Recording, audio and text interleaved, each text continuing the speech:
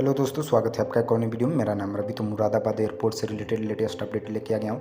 जैसा कि आप लोगों को पता ही होगा कि 10 मार्च 2024 को नरेंद्र मोदी प्रधानमंत्री जी ने मुरादाबाद एयरपोर्ट का लोकार्पण किया था। जैसा कि उन्होंने वर्चुअली तरीके से यहाँ से मुरादाबाद एयरपोर्ट का लोकार्पण आजमगढ़ से किया था।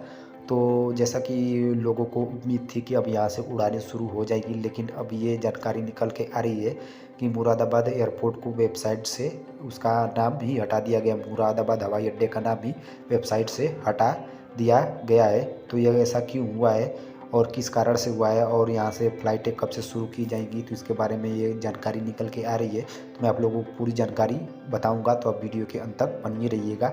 और अभी तक आपने चैनल को सब्सक्राइब नहीं किया तो आप चैनल को जरूर सब्सक्राइब कर लीजिएगा, बेल आइकन दबा के नोटिफिकेशन भी ऑन कर लीजिएगा, क्योंकि मुरादाबाद एयरपोर्ट से रिलेटेड कोई भी न्यूज़ अपडेट आती रहेंगी तो मैं आप लोगों को जानकारी वीडियो के माध्यम से देता रहूँगा। तो जैसा कि जानकारी ये है कि मुरादाबाद हवाई अड्डे से लोकार्पण के बाद उड़ान सेवा शुरू नहीं हो पाई है। अब चुनाव के बाद सेवा शुरू होने का सपना दिखाया जा रहा है। उड़ान कब शुरू होगी इसके बारे में अभी अधिकारी खुलकर नहीं बता पा रहे हैं। चुनाव से पहले मुरादाबाद हवाई अड्डे का लोकार्पण तो हो गया, लेकिन यहाँ से उड़ान 20 दिन बाद भी शुरू नहीं हो पाई है। अब स्थिति यह है कि फ्लाइंग विंग कंपनी ने लगातार बढ़ते दबाव के कारण अपनी वेबसाइट से मुरादाबाद हवाई अड्डे का नाम भी हटा दिया है। तो यहाँ पे आप जानकारी को सुन रहे होंगे कि जैसा कि फ्लाइंग विंग कंपनी ने लगातार बढ़ते दबाव के कारण अपने वेबसाइट से मुरादाबाद हवाई अड्डे का नाम भी हटा दिया है।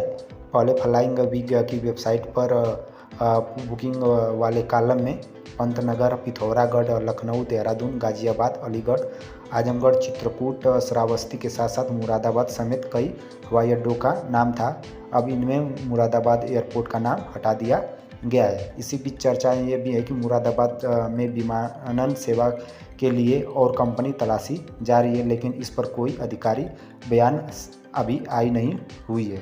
फ्लाइंग विंग का स्टाफ भी मुरादाबाद हवाई अड्डे पर तैनात है। शुरुआत से विमानों की किल्लत का सामना कर रही कंपनी अब तक इस समस्या को हल नहीं कर पाई है। इसके कारण मुरादाबाद के अलावा श्रावस्ती हवाई अड्डे से भी विमानन सेवाएं शुरू नहीं हो सकी हैं। कंपनी 2 पुराने विमानों को ही लखनऊ, अलीगढ़, आजमगढ़ व चित्रकूट हवाई अड्डे के लिए भी चला रही हैं।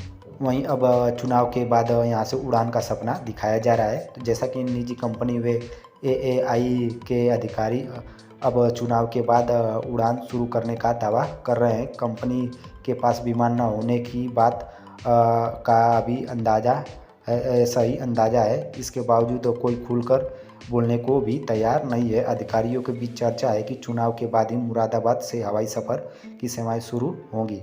फ्लाइंग विंग ने कनाडा के 6 नए जहाज़ मंगवाए थे, लेकिन उनका क्या हुआ यह जवाब किसी के पास नहीं है। विभागीय जानकारों का कहना है कि कंपनी को अब तक विमान नहीं मिले हैं, जबकि कंपनी के कुछ लोग का यह भी दावा कर रहे हैं कि विमान है, लेकिन डीजीसीए की ओर से लाइसेंस नहीं मिला है।